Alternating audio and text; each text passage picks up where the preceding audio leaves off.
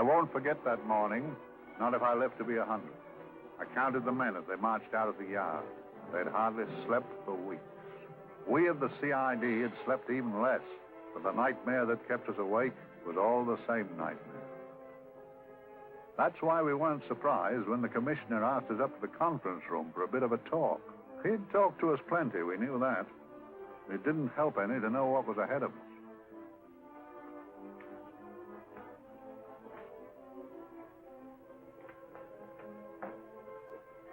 Must we have that window open, Gregson? Oh, shut it if you want to. Chief will be in enough of a temper without having a ruddy blast down the back of his neck.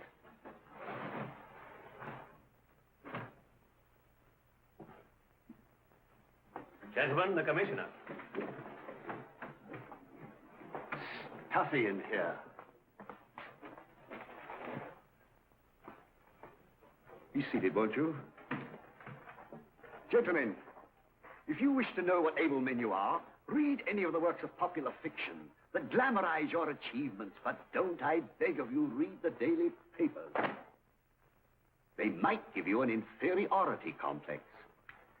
I hate to mention it, but we're confronted with a series of the most atrocious murders since Jack the Ripper. And in the meantime, the CID might as well be playing at shove halfpenny for all the good we've accomplished. Now look.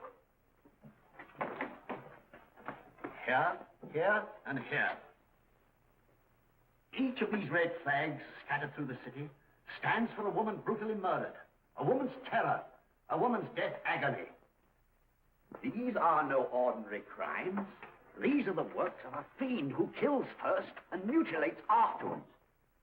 A ghoul who hacks off a part of his victim's body and carries it away with him. A loathsome souvenir of his butchery.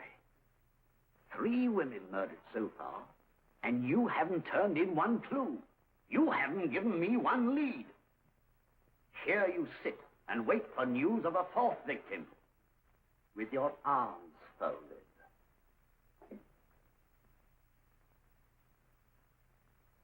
Well, we hadn't long to wait. It was down Lambeth Way where a young woman was hurrying home late last night. She saw something and stopped. It was a constable. He spoke to her, and he walked along with her, just in case. He saw her go down the stairway to the basement lodging where she lived. We can only surmise what happened after that.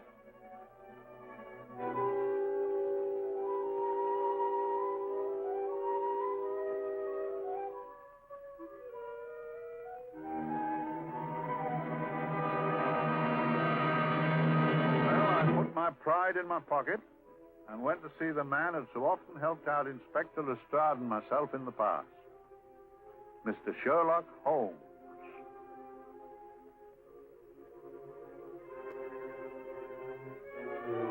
If ever a man needed help, I did.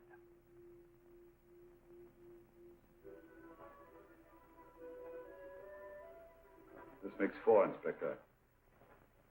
4 defenseless women here in the heart of London. And everyone with the right forefinger hacked off. Not hacked, Inspector Gregson. Cleanly, expertly severed. The work of a skilled surgeon. That's our only clue. Much about the age of my sister's girl. Is there no way of stopping this, Mr. Holmes? Yes. There's a way, somehow. The fiend that did this. I promise. I promise. We've nothing to go on. That's the rotten part of it. We can't get far without knowing the motive. Well, at least we know what the motives were not. It wasn't robbery, nor passion, thanks be, nor yet vengeance. Because they all came of totally unrelated families. Steady, Inspector, steady. Sorry, Mr. Holmes. I don't turn a hair when it's a bloke that can look after himself. A little slip of a thing like that. Yes, it's horrible. Come on, let's get a drink.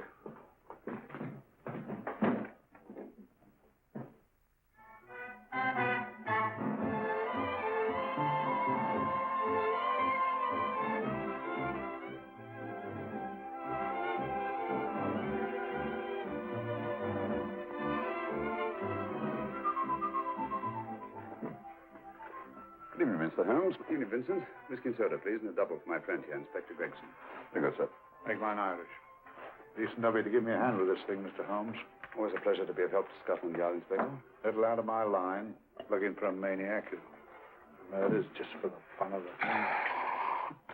Or perhaps just to get a human finger. In all 4 cases, murderer risked capture by stopping to secure a finger. Well, what for? Who knows? He's just a madman. Perhaps there's method in his madness. If we could just trace those missing fingers. If we could just drain the English Channel, we might find a penny. Huh? Oh, thank you. You may keep those, Mr. Holmes. Thank you.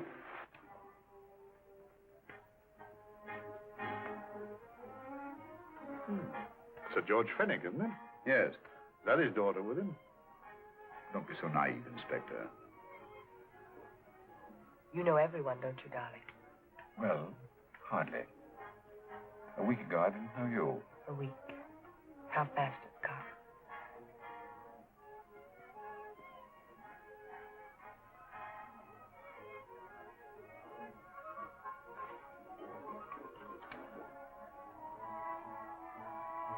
I collect these things. How very quaint of you. Shall we go? Yes.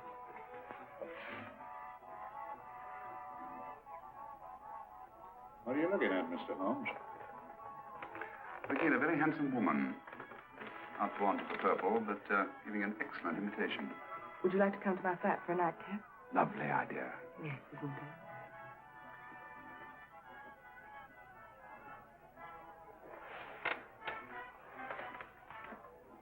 Wonder where she's taking Sir George Fenwick. Don't be so naive, Mr. Holmes.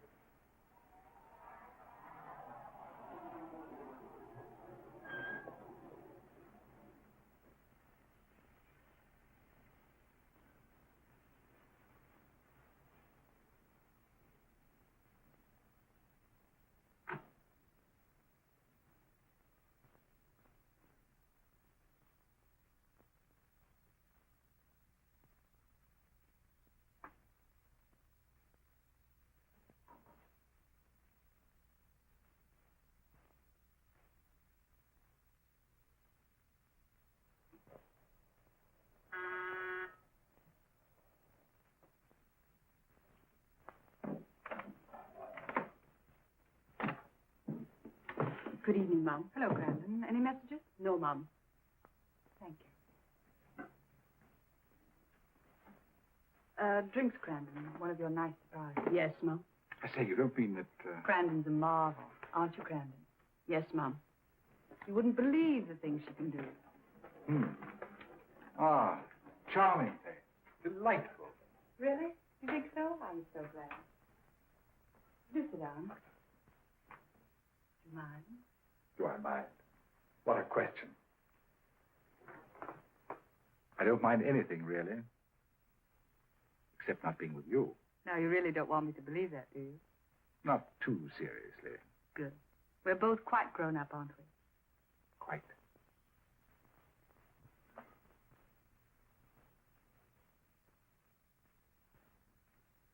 You're a treasure, Grandon.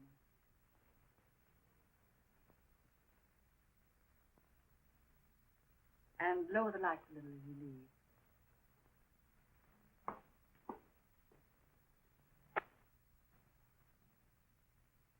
I prefer a more flattering light. In any light, you'd be... Would I? And don't you know it? Perhaps I do.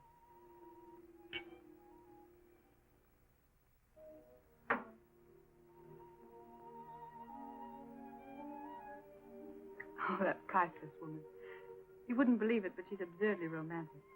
She loves dreamy music, and she thinks that we... But we do, don't we? Do we? Well, it's rather soothing, restful. Yes. And we all need rest at times, like tired children played too long. You've played with wooden soldiers, I suppose. Funny. Hadn't thought of that for years. Toy boats were my special joy. Anything I could set afloat anywhere. Like this. And this.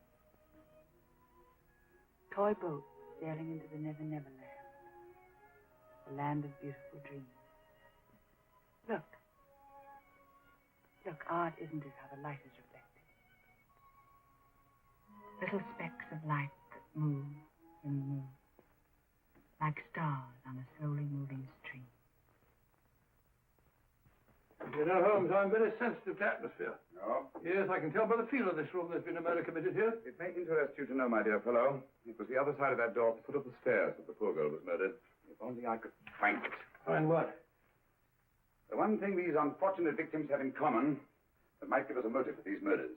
There must be something. Another Jack the Ripper, if you ask me, a homicidal maniac. No, Watson. In the case of Jack the Ripper, there was one thing in common. His victims were all from one walk of life, living in the same section of the city. In this case, the murderer chooses his victims from all walks of life and from different sections of the city. No, my dear fellow, this is not the work of a homicidal maniac. It's something infinitely more sinister. You mean the creeps? What else are you talking about? Watson, I'm convinced that these murders are only incidental to some larger and more diabolical scheme. That may be, but why the severed fingers? The answer to that question, my dear fellow, is our only hope of solving these mysteries. Yes, sister, I am so happy. I had such a lovely holiday at Brighton with you and Alf. And I'm looking forward to being with you again. Poor little thing. Sort of raises a lump in your throat. I can picture her sitting here happily writing this letter. And I'm not bit realizing that she's shortly going to her death. Hello? Gregson.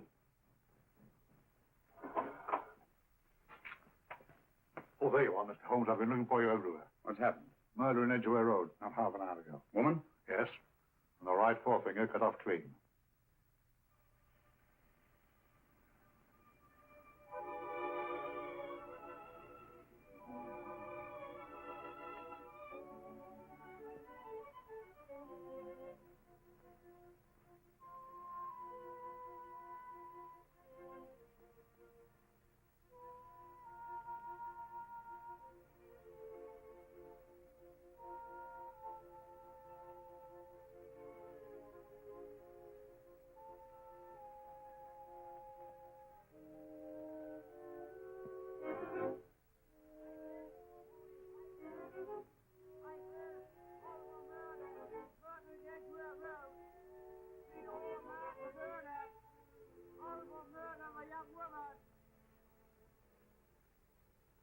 Papers!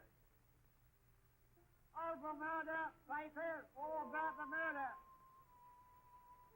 Morning papers, all about the murder. Papers, horrible murder.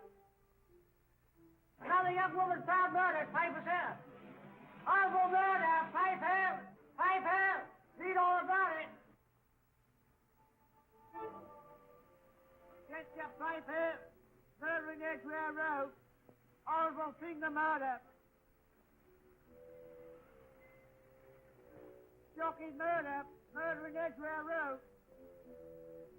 Horrible murder of a young woman. Read all about the murder.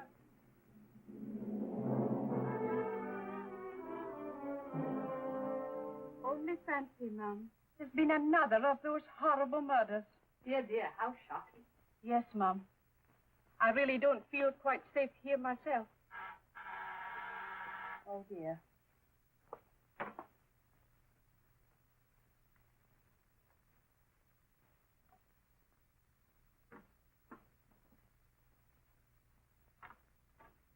Why, Sir George! I must see Miss Marlowe at once. I don't know if she... I must see her. Where is she?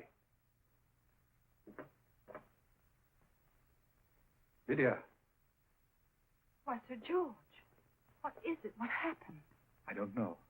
You'll have to help me. You've got to help me. But I don't understand. Listen. I woke up a few minutes ago in a cheap boarding house off Edgware Road. I don't know how I came there. I don't know when. The last thing I remember is being here with you. Calm yourself, Sir George. When did I leave here?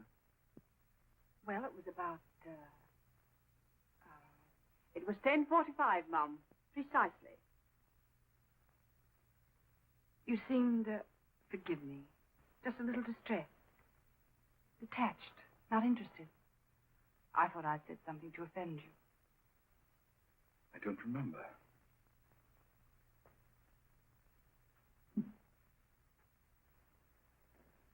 I can't remember. Tell me, has this happened to you before? Before? Well, there is such a thing as amnesia, you know. It was 10:45 when I left you. It was 9 this morning when I woke. Over 10 hours lost. 10 hours that I can't account for. And in my pocket when I woke, I found... Yeah, in my pocket. That isn't... Oh, it's not for you, of course. It can't be. Excuse me, Mum, but there's a man asking to see the gentleman. Send him away. Yes, Mum. No, please. I'll see him.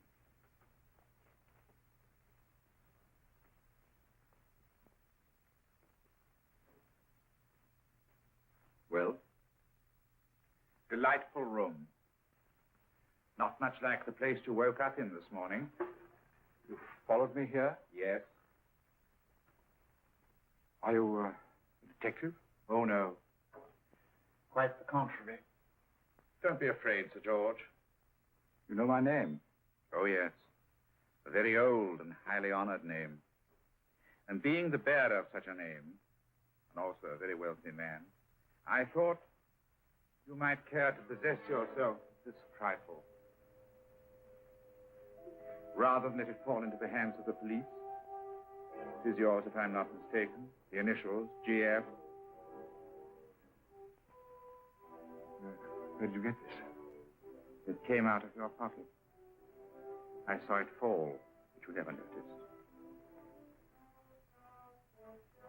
You were very busy, bending over something with a knife. Then you put something in your pocket.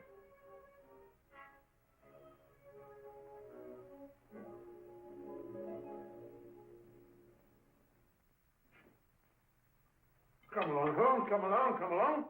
How many more toasts, I tell you? You're missing a treat. This is delicious. Little jam tarts to follow. Aren't you tempted? You and your flesh pots. They tell me that fish is good for the brain. Brains haven't any. You realize that a whole day and a night have gone by since that festive affair in Edgware Road? I'm as much in the dark as ever.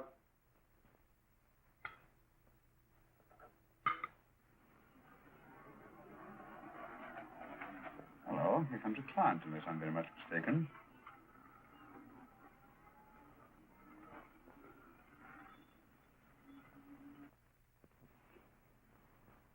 Well, attractive.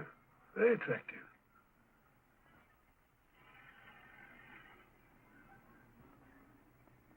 Obviously, she left home under the stress of some very great emotion. How do you know that? She isn't wearing any gloves. A startling omission in a young lady of fashion. Oh, she didn't put her coat on. Open car, too.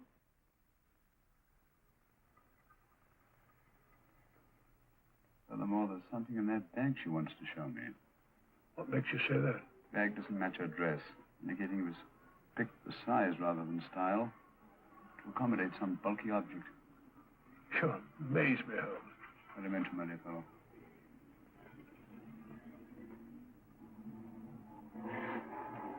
Well, that's interesting. What is? A cab, turning at the empty house.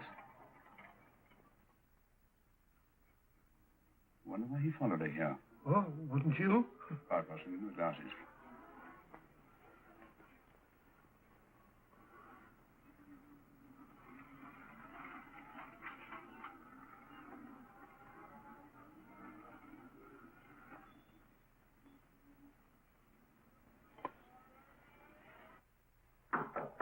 Oh, we shall soon know. Yes, Mrs. Hudson? It's a young lady, sir. Most urgent. Ask her to come in. Go right in, miss. Mr. Holmes? Yes, this is my friend, Dr. Watson. How do you do? How do you do? Mr. Holmes, you must excuse me, please. Yes, well, won't you sit down? Come along. May I? It's quite all right.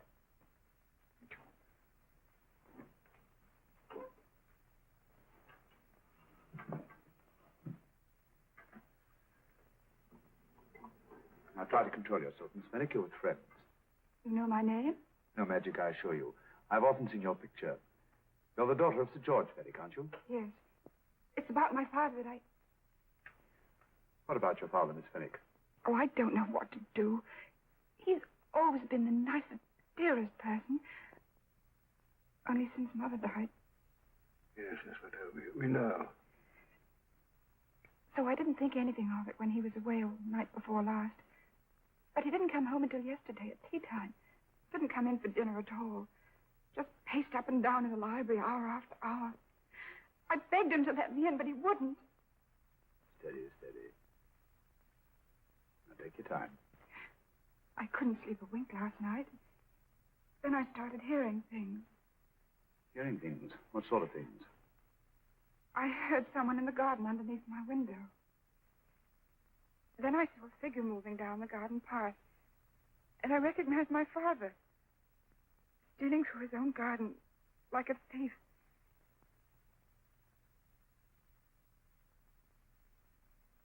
He had a spade in his hand.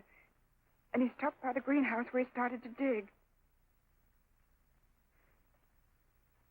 This morning, at daybreak, I stole out into the garden and I found this.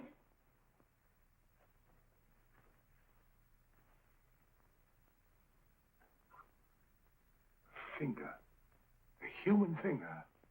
Bring up Scotland Yard, will you, Watson? Ask them to get hold of Inspector Gregson and tell him to meet us at once at George Fenwick's house, Kingston.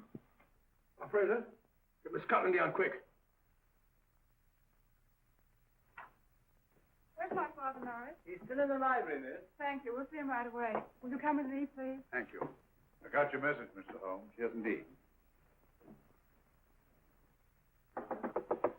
Dad, may I come in? Dad. Honey? Doesn't answer. You mind? Please do. Thank you. Watson, quick. Oh, Come along, my no, dear. no, no. Take charge, Miss Fenwick, please. Now, miss, please. Please come along with me.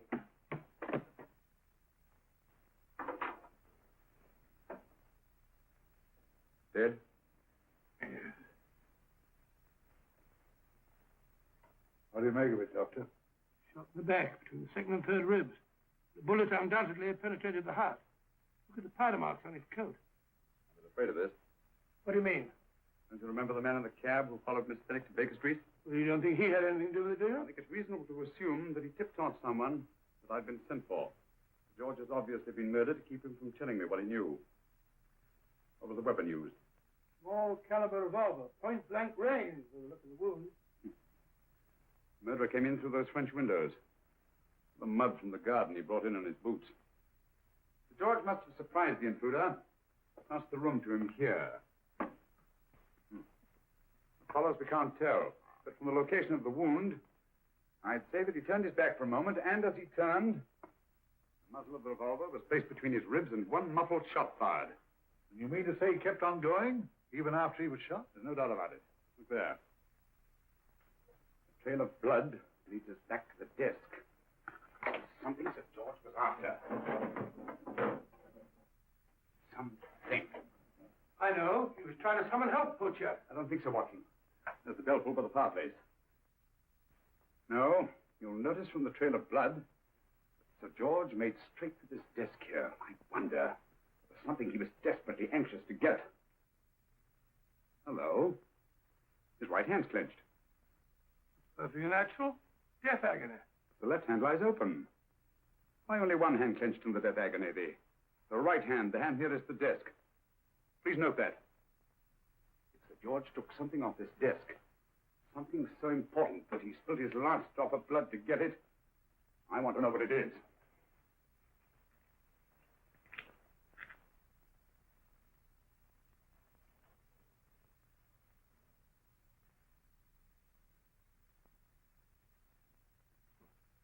Nothing but an ordinary match folder. Where does that lead us? I imagine to something very important, Gregson. This match folder's from Pembroke House. Why shouldn't it be? He was there, you know. We saw him yesterday. Yes, but the effort he made after he was shot to get hold of this match folder.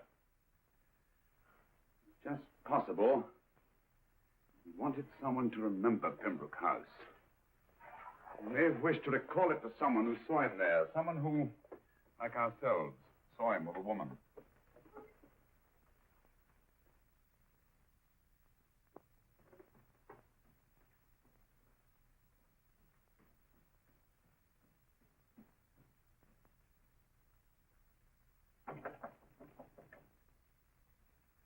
Come in. Oh, Dr. Watson, this came by hand for Mr. Holmes not 10 minutes ago. Thank you, Mrs. Elson. That would be the report from Sir George's bank. What from Sir George? Oh, really? Don't you remember his daughter told us that he just closed his account? Had it looked into at once.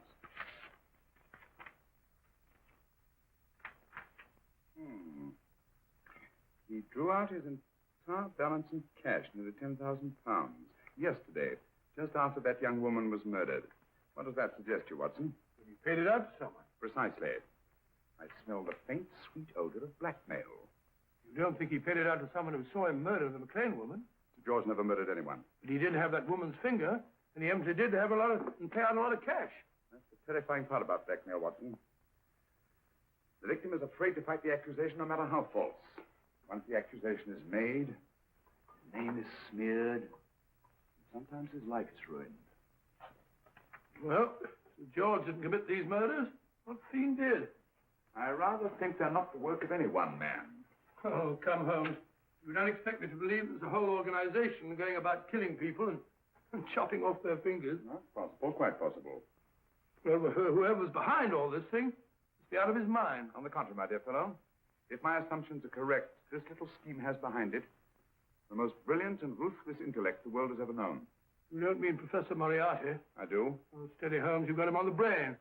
This is the third time in as many months you've suspected him of unsolved crimes. He's dead, you know. Is he? Is he? You know he is. He was hanged in Montevideo, well, over a year ago. I know that someone was hanged in Montevideo under that name. But I'll stake my reputation that Moriarty is alive and here, now in London. Hello? Yes, Dr. Watson, wait a minute. Me? Oh, yes? This is Dr. Watson speaking. No, I'm afraid I've retired. I don't practice anymore.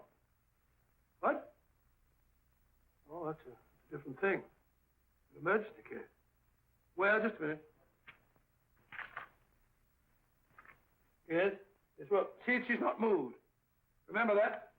Don't touch her till I get there. Fractured case in McCardle's Mews. Heavy woman. 14 stone.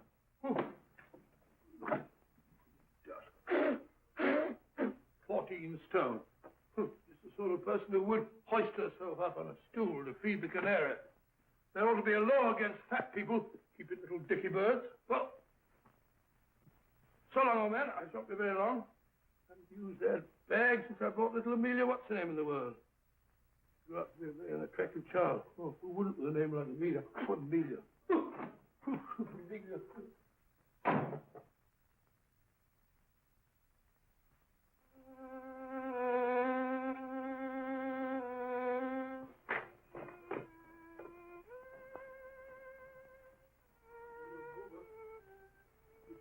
Stupid about that.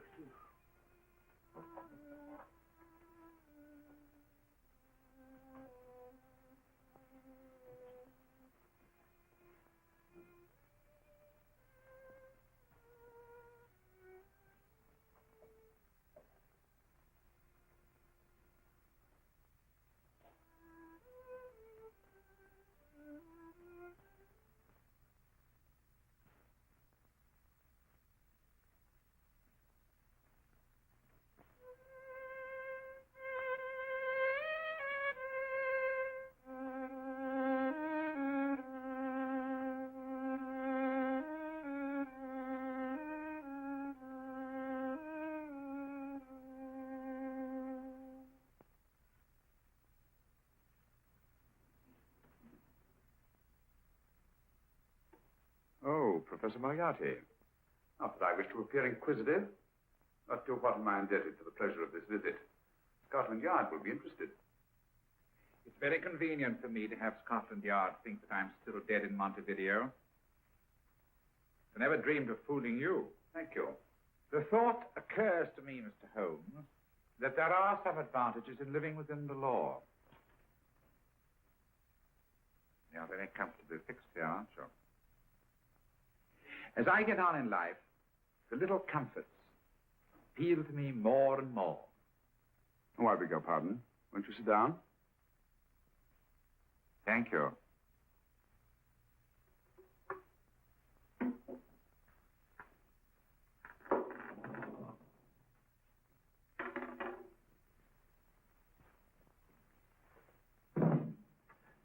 And now, Professor Moriarty, what can I do for you? Everything that I have to say to you has already crossed your mind.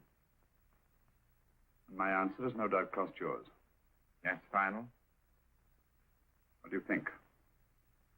I shall not rest until you are hanged for the finger murders. You've no proof, you know. No, not a shred. But I have you. I could turn you over to the police here and now. You could. If you did, you'd never see Dr. Watson again. Oh, the telephone call. Quite. I rather assumed you had taken some such precaution. Or I should have snatched up a revolver and indulged in a fit of heroics when you came in. Very smart, aren't you? Not smart enough.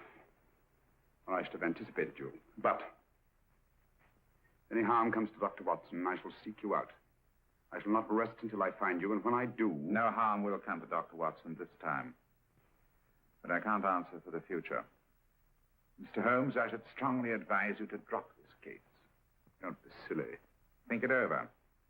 We've had many encounters in the past. You hope to place me on the gallows. I tell you I shall never stand upon the gallows. But if you are instrumental in any way in bringing about my destruction, you will not be alive to enjoy your satisfaction. We shall walk together through the gates of eternity, hand in hand. What a charming picture that would make. Yes, wouldn't it? No, I really think it might be worth it.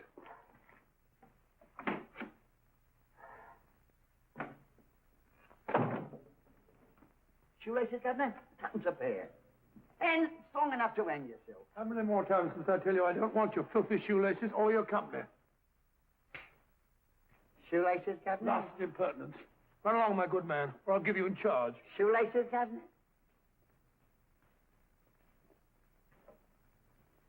Shoelaces, Governor? Help a poor bloke. What's only got one arm? Any luck with Mr. Holmes? You can read his obituary in tomorrow's papers.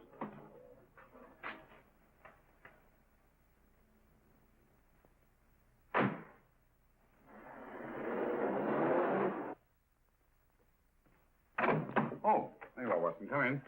I was, just going out to look for you. Look for me what for? Suppose you don't think I know my way about. Well, you're right, I don't. Blast all practical jokers anyhow. Know where I've been? A wild goose chase. Exactly. There's no such number in McCardle's Muse. Some fool's idea of a joke.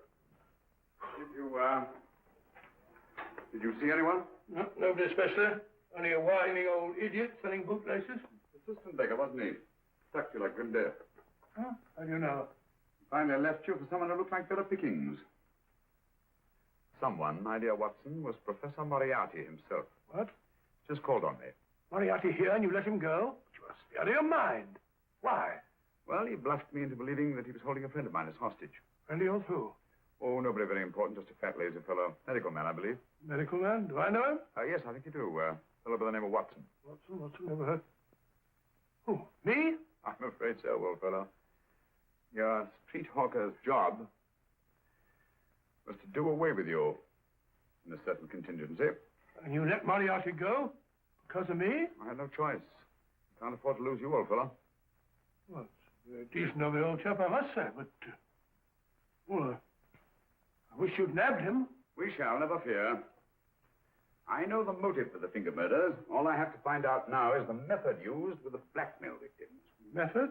Yes. How does Moriarty get them to the scene of the crime? How does he plant those severed fingers on them? And how does he scare them into believing that they may have committed those atrocious murders themselves? Curious.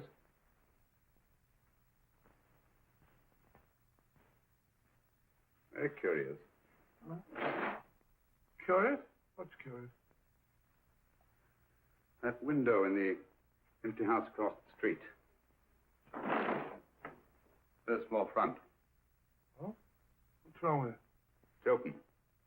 Why shouldn't it be open? Well, it wasn't open half an hour ago. I'll stake my life on that. Well, it's not our business. Let it stay open. I wonder if you'd go over, old fellow, and see what's the matter. Trespassing. Against the law. Well, I'll go myself. Oh, well, if you're going to put it like that, ridiculous waste of time. Think about shutting windows at this hour of the night. Yeah, you better take this torch. Don't take what... Dignified job for a doctor. Dr. Watson, the torchbearer. And what do you propose to do? Sit in a comfortable chair, I suppose, and read a good book. That's a very good idea. Yes, very good idea. While I play night watchman, you have a nice read. Good night. Have a good time. Good time. What do you mean, have a good time?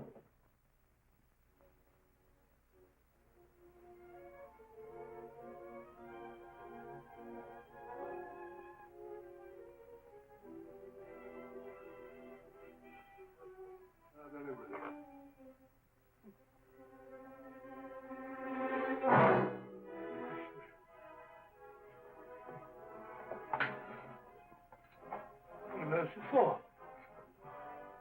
Oh, umbrella stand. Pretty little thing to keep about the house. Must have been a pet.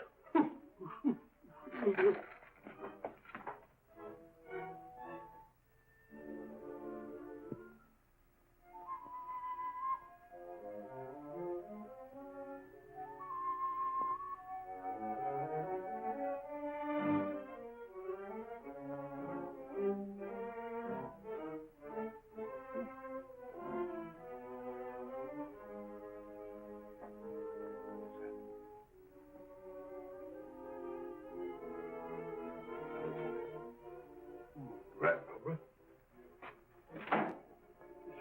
Oh.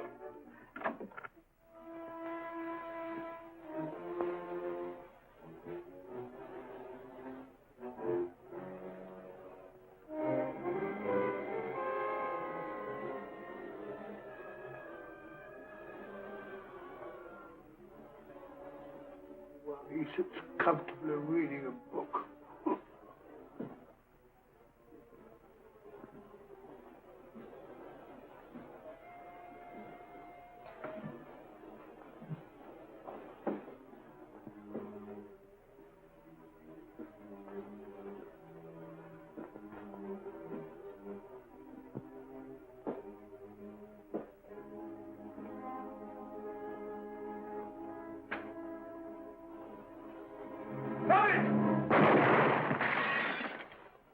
He killed Holmes!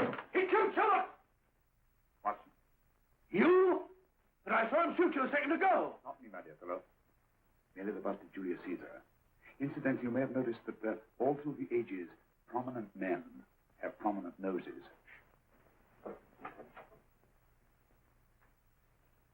Oh, afraid we're in for terrible trouble again with Mrs. Hudson. Windows smashed, plaster all over the floor. Get up, you.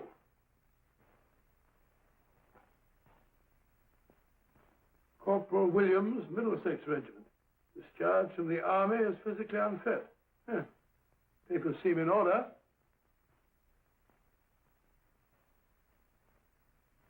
Now, Corporal Williams, you've seen service in the Far East, haven't you? The East. I thought so. Look at his complexion, Watson. Yellow as saffron. He's been taking atabrine. Cure for malaria. Sniper, aren't you? Sniper. Why did you try to kill me? I had to kill him. I had to. Oh, snap out of it. Stop it, Watson. He's shamming. No, he isn't. Who told you to kill me? She told me. She told you? She told me I couldn't miss. Well, luckily you did miss, you murderer. Isn't a murderer, Watson. Listen, Corporal Williams. She told you you had to do it, didn't she?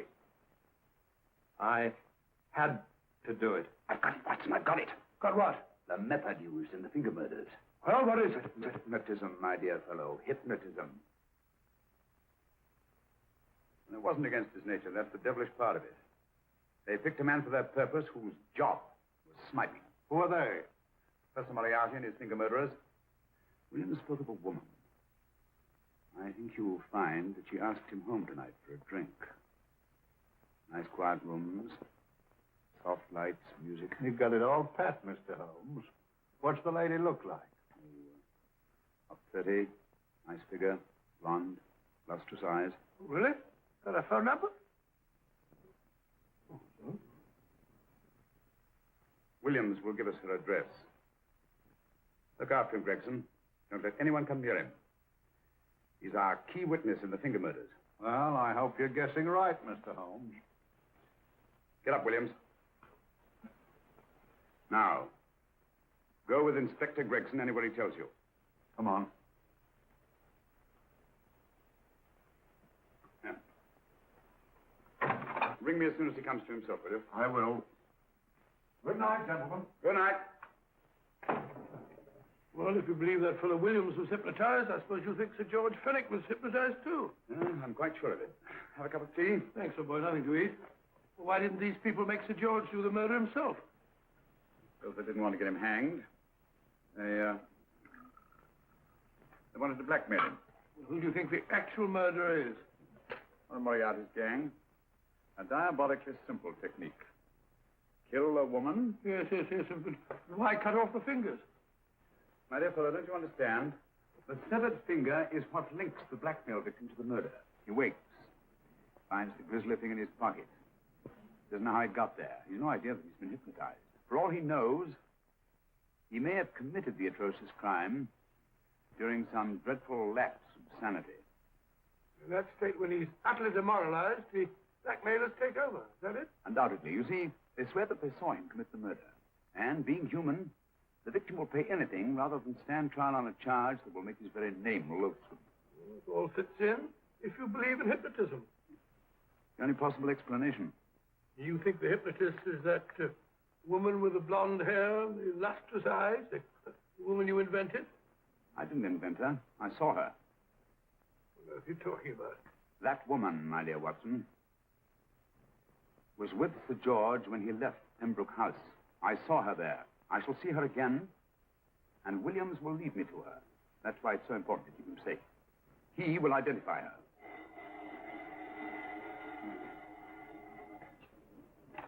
Well, yes? Inspector Gregson? What? Well, get every constable in the district. Yes, I'll be over at once.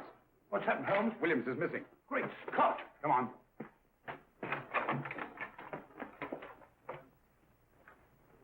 Lorry crashed into Gregson's car. During the confusion, Williams disappeared. Escaped, eh? No, kidnapped. To keep him from talking when he came to. You don't think that Moriarty... Moriarty? Anything is possible.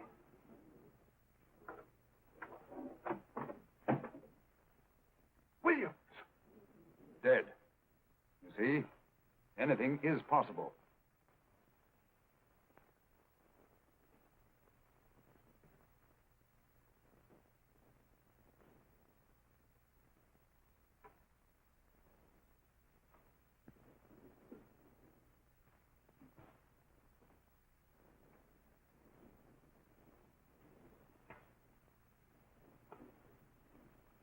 Oh, good morning, Professor Moriarty. You startled me.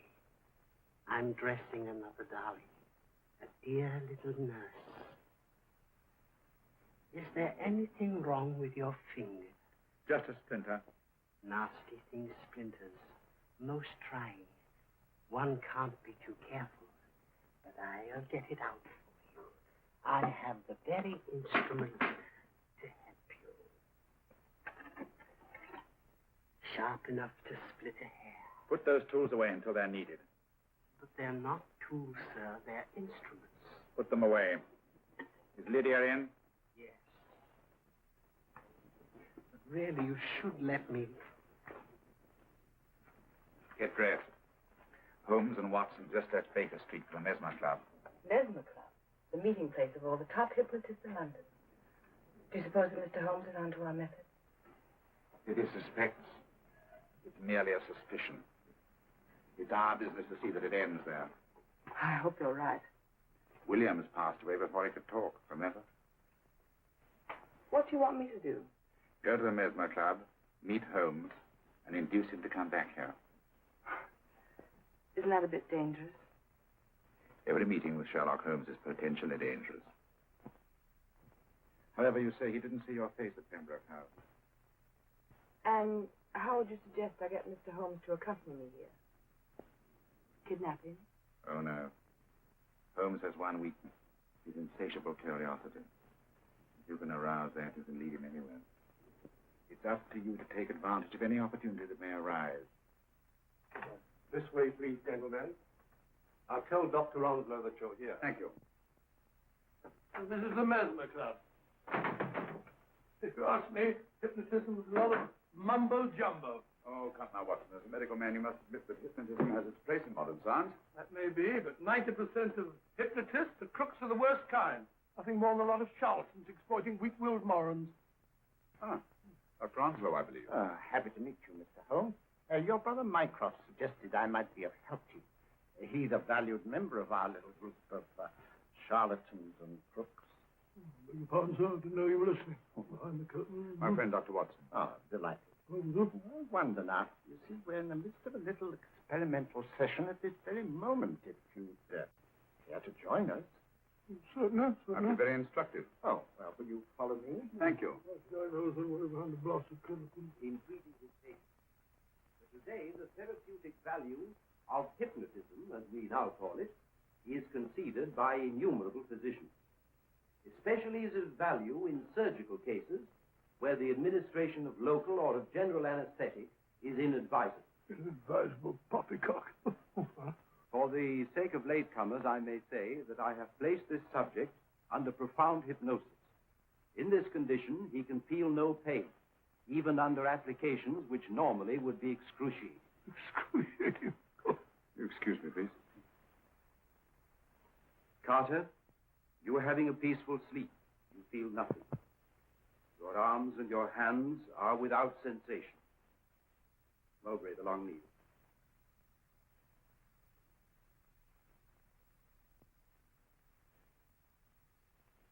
Carter, give me your right hand.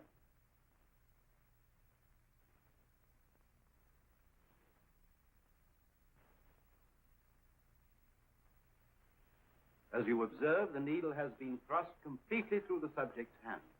No feeling, no pain. This lack of feeling is the one infallible test of profound hypnosis. Nonsense. Fellow's full of drugs. Well, isn't he? Definitely not, Doctor. Wake up, Carter, wake up. You feel well and rested, remember. No pain anywhere. Wake up, wake up. I say, when are you going to begin? All through, Carter. Stand up. This way, sir. And, these all the people that come here? Oh, no. Others keep dropping in all the time. I suppose it's all right for those who believe in it, but of course, I'm a professional man myself. Then you don't believe in hypnotism, Dr. Watson? I don't deny that there are certain types of hysterical, feeble-minded people who go under if you point your finger at them. But anyone with an ounce of character... How right you are. You see right through our little artifices, don't you, Doctor? Right through, my dear sir. Right through. Right so. But with the feeble-minded, as you say... excuse us, Mr. Holmes. Certainly. Step over here, won't you? Certainly, sir. Anything to oblige. Let me show you how easily we charlatans take advantage of them. Now, sit down, Doctor. Now, we set a thing like this in motion. It's wonderful, the attraction on the feeble-minded, of course. The continuous motion, if they just let themselves follow it. Of course, you could stare at it till doomsday, Dr. Watson, with no effect at all. still, it might make you a little drowsy, like the white ribbon of road at night when you're driving. The rhythm is smooth, unbroken, and the road goes on and on, round and round, always the same, winding and winding. And you're drowsy, you're tired. Let the road come into you, as it were. The long road, the smooth road, the road to sleep. Sleep.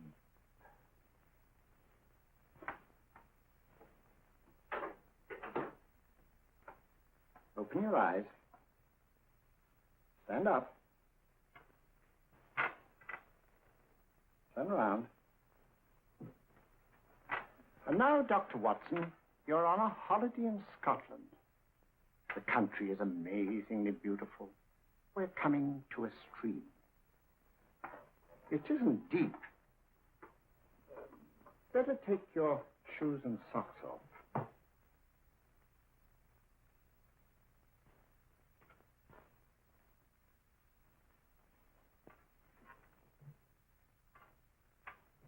Roll up your trouser.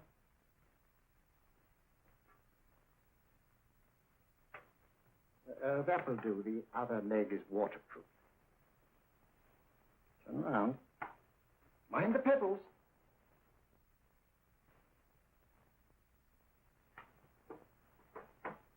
Sit down.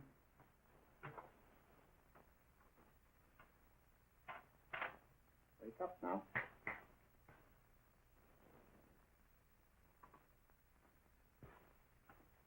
Yeah, you see? What did I tell you? It didn't work with me. Why, nobody with an ounce of character.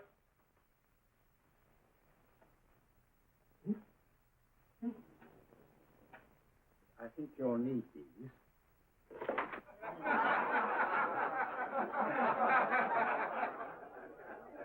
Nothing to laugh at. Watson, she's here. Oh, woman you're looking for? Yes, I'm going to meet her. Perhaps I can induce her to take me to Moriarty. Do you think it's wise, Holmes? It may not be wise, but it's essential. After all, I've held my own with Moriarty in the past. But isn't it dangerous? She might be a hypnotist. My will isn't stronger than hers. I deserve to be hypnotized. I feel I must protest, Dr. Onslow. I was told this was a gathering of serious students of a great science, and I find myself in a company of buffoons. Oh, my dear madam. Elliot and Esdale brave. Were those men martyrs for the truth? That you may laugh over your childish, cruel tricks? I must say I'm in complete agreement with you, madam. This was a most unnecessary performance, Dr. Onslow. Beg your pardon, sir. My name is Holmes, Sherlock Holmes. At your service, madam. Thank you, Mr. Holmes. I'm afraid I've created a rather embarrassing situation. But you see, I'm interested in the serious study of hypnotism. So am I, too. Perhaps we have something in common, Mr. Holmes. Perhaps we have. Would you join me for a cocktail at Pembroke House? I should be delighted. Good.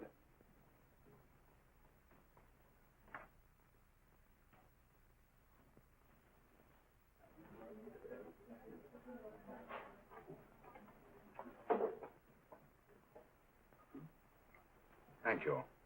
I didn't know there was such a pleasant place in London. It was so nice of you to suggest our coming here. I thought a little pick-me-up would do us good. You mean you thought I looked...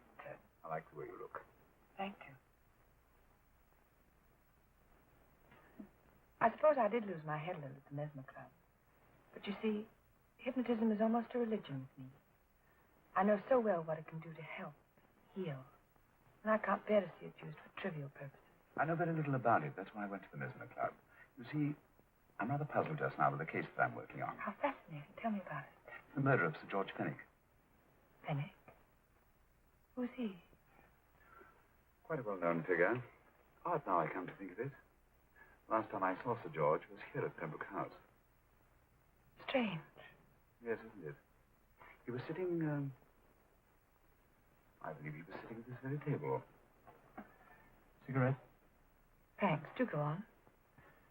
There was a charming lady with him. He was lighting a cigarette.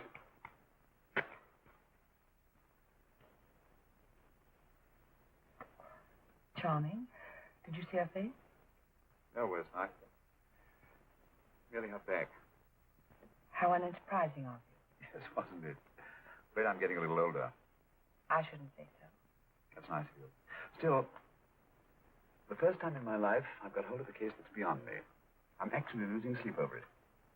You know, Mr. Holmes, I believe I could help you. Really? I should be very grateful. You're amused. Yeah.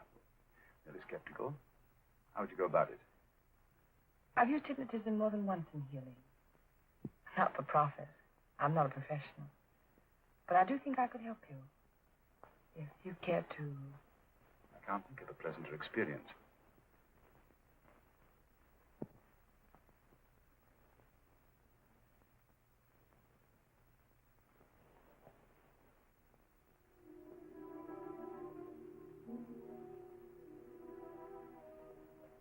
Low light, music, is that all there is to it?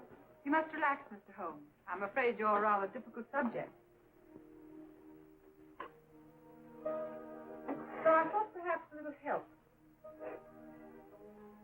Materia medica might be advisable. Drugs?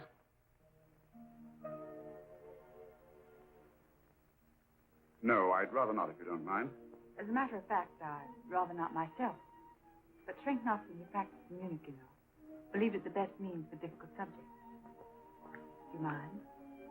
Well, as a matter of fact, I don't approve of sedatives. Just as you wish. We don't have to go on with this at all, you know. Wait a minute. Wait a minute. All right. I'll take a chance. It's really quite harmless. What is it? Cannabis japonica, an oriental soporific. You'll need water.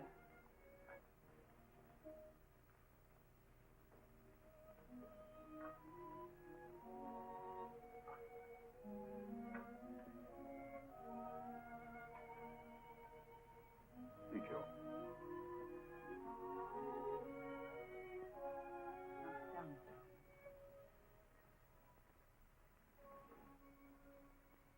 You feel yourself growing drowsy.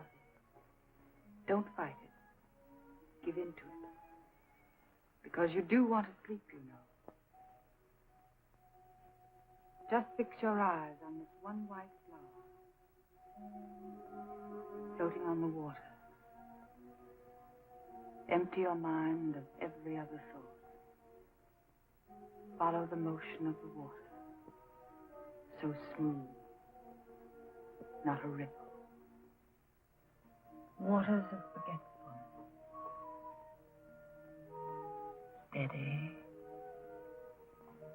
Deep. Strong. Strange, isn't it? How the light is reflected. Little specks of light that move and move.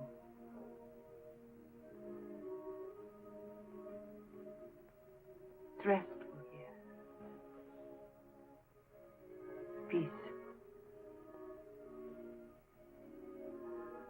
Friendly.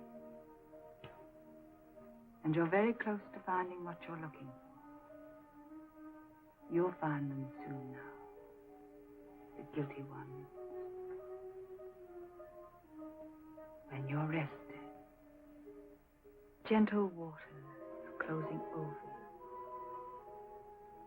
Steady, deep, strong, drawing you down, down, down.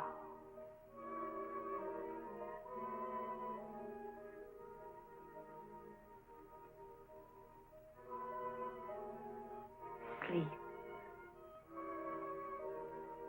Sleep.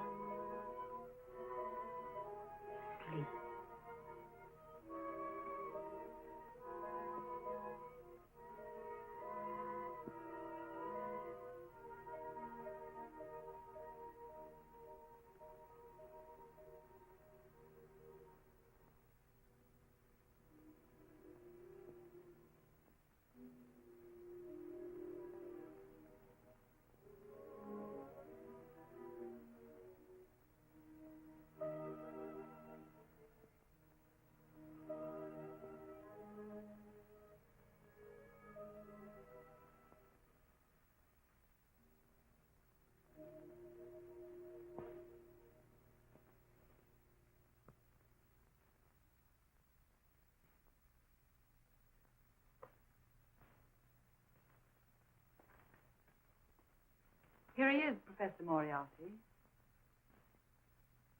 Stand up, Mr. Holmes.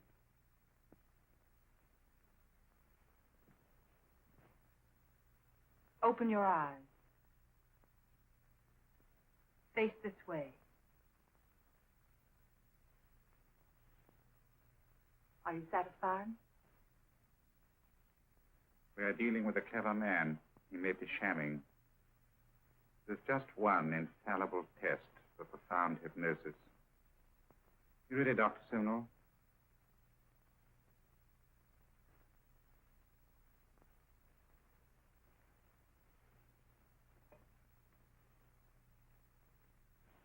That will do, Doctor.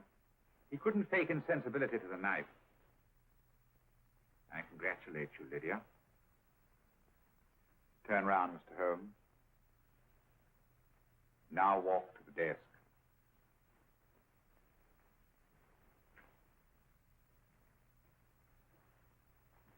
Sit down. Take that pen and write what I tell you to write. I have at last found a case which I cannot solve.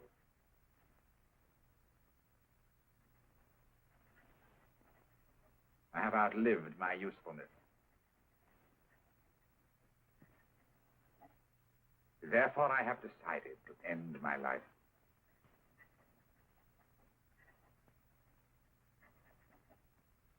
Sign your name. Now blot it.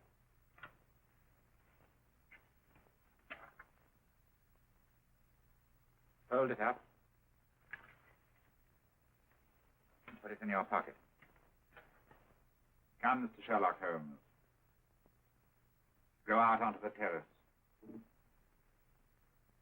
But it won't look like suicide, sir. I'm sorry, but Mr. Holmes' injuries must all be self-inflicted. Let's walk a little, Mr. Holmes. It's so pleasant here in the garden. Just step up here onto the terrace. It's a nice, broad terrace. Now turn to the left and walk slowly to the end of the terrace.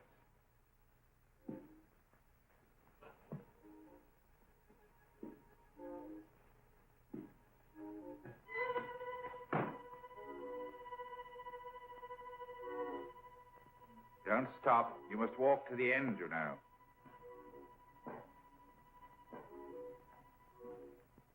The end leads to an open doorway. You can pass through it in perfect safety. In the room beyond the doorway, you'll find what you've been looking for. Must you drag this on? This is the moment I've been anticipating for a long time, my dear. Go on, Mr. Holmes.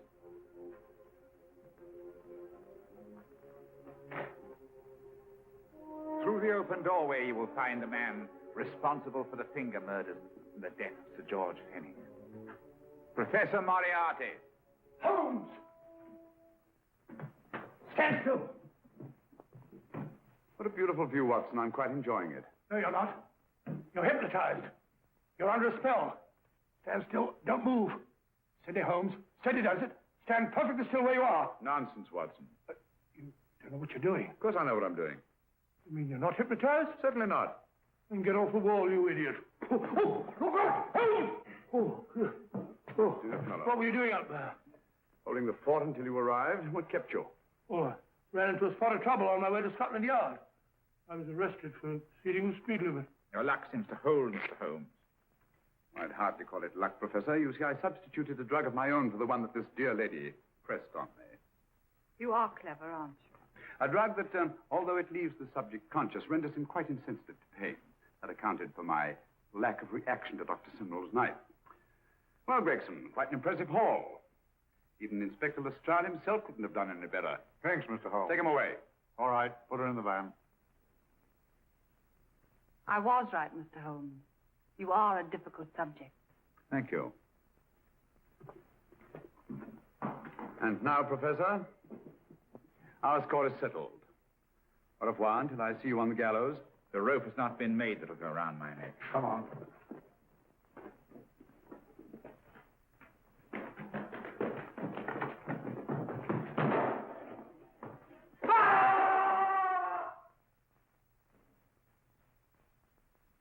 I'll take care of things, Mr. Holmes. Thank you, Inspector.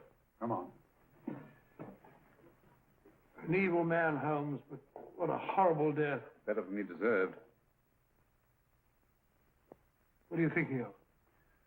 I'm thinking of all the women who can come and go in safety in the streets of London tonight. The stars keep watching the heavens. And in our own little way, we too, old friend, are privileged to watch over our city.